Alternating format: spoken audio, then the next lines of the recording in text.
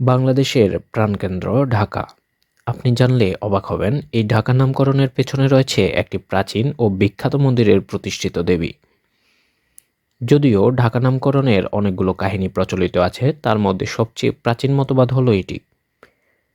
তখন দ্বাদশ শতাব্দী বাংলার এই অঞ্চলটা ছিল সেন বংশের শাসনাধীন। রানী বিলাস দেবী, মতান্তরে প্রভাবতী, তখন বুড়িগঙ্গা নদীর পাশে এক জঙ্গলে নির্বাসিতা।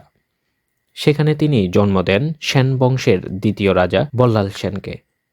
শৈশবে শিশু বল্লাল সেন সেই জঙ্গলে লতাপাতায় ঢাকা একটি দেবী মূর্তি পান। সেই দেবীকে ঘিরে কাটে তার শৈশব। তার ধারণা হয় সেখানকার দুর্গম জঙ্গলের সব বিপদ থেকে সেই দেবী তাকে রক্ষা করছেন। দিনে দিনে শিশু বল্লাল সেন বেড়ে উঠলেন। সময়চক্রে তিনি হলেন সেন বংশের দ্বিতীয় রাজা। রাজা হওয়ার পর রাজা বল্লাল সেন সেই জঙ্গলে পাওয়া তার রক্ষাকর্ত্রী দেবীকে সেখানে মন্দির নির্মাণ করে দেন। দেবীকে জঙ্গলে ঢাকা অবস্থায় পাওয়া যায় বলে কাত্যায়নী মহিষাসুর মর্দিনী দুর্গার নাম হয়ে যায় ঢাকেশ্বরী তথা ঢাকা ঈশ্বরী। এই দেবী ঢাকেশ্বরীর নাম থেকেই জনমুখে এই অঞ্চলের নাম হয় ঢাকা। প্রায় কাছাকাছি আরেকটি জনশ্রুতি আছে। সেন রাজবংশের মহান রাজা বিজয় সেনের স্ত্রী প্রভাবতী লাঙ্গলবন্ধ স্নানের উদ্দেশ্যে গিয়ে ফিরে আসার পথে বল্লাল সেনের জন্ম দেন। পুত্র বল্লাল সেন সিংহাসনে আরোহণের পর স্বপ্নে তার জন্মস্থানে জঙ্গলে আচ্ছাদিত একটি দেবী বিগ্রহ দেখেন। সেখানে পরবর্তীতে তিনি সত্যিই দেবী বিগ্রহটি পান। নিজের জন্মস্থানটিকে মহিমান্বিত করতে এবং দেবীর আশীর্বাদের জন্য তিনি সেখানে একটি মন্দির প্রতিষ্ঠা করেন। এই কিংবদন্তিতেও দেবীকে ঢাকা অবস্থায় পাওয়া যাওয়ায় দেবীর নাম দেওয়া হয় ঢাকেশ্বরী। এখন প্রশ্ন আসে, কত রাজাই তো কত মন্দির প্রতিষ্ঠা করেন, এই মন্দির কেন এত স্পেশাল? এর উত্তরে আমাদের চলে যেতে হবে দেবী সতী ও দক্ষযজ্ঞের ইতিহাসে। সেখানে দেবী সতীর দেহত্যাগের পর মহাদেব যখন সতী দেবীর সব কাঁধে নিয়ে উন্মত্ত হলেন, তখন নারায়ণ তার সুদর্শন চক্রে দেবীর দেহ ৫১টি খণ্ড করলেন। সেই ৫১টি খণ্ড থেকে আমরা ৫১টি শক্তিপীঠ লাভ করি।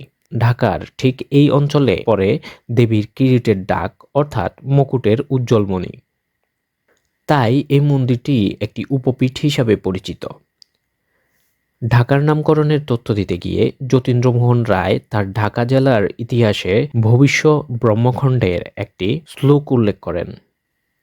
এখানে বৃদ্ধগঙ্গার তীরে দেবী মহাকালীর ঢাকের বাদ্য প্রিয় হবে এবং অঞ্চলটি ডক্কা তথা ঢাকা নামে পরিচিত হবে, এমনটাই লেখা আছে। পৌরাণিক যুগ থেকে রাজাদের যুগ পার হলে যখন ইংরেজ শাসন এলো, তখন আবার ১৯০৬ সালে এফ.বি.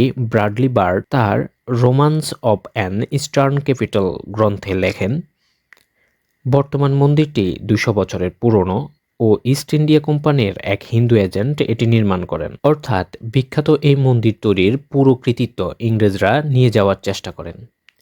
সে যাই হোক, ঢাকেশ্বরী মন্দির ও দেবী ঢাকেশ্বরী যে ঢাকা ও ঢাকা অঞ্চলের ইতিহাসের একটি গৌরবের চিহ্ন, তা বলার অপেক্ষা রাখে না। দেবীর হারিয়ে যাওয়া মুকুটমণির আলোয় আমরা এখনও এই মন্দিরে এসে আলোকিত হই।